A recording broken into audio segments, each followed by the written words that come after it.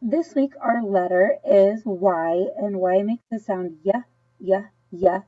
And for the way we form capital Y, you make a V in the air and then add a pull at the bottom to hold it there.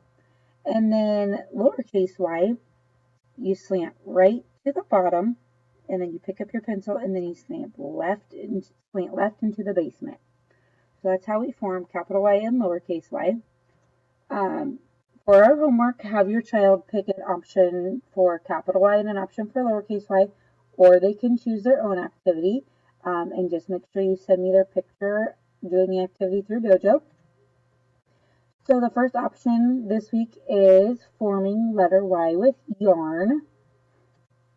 The next option is using tape. It can be any type of tape, and they can just use that to form capital Y or lowercase y. And then an activity that we like to do here in class is using goldfish. So you can use goldfish to form letter Y. Here at school, we have the paper that they lay it right on top of, but they can just lay it on the counter wherever they're working. And then our last option is our handwriting page.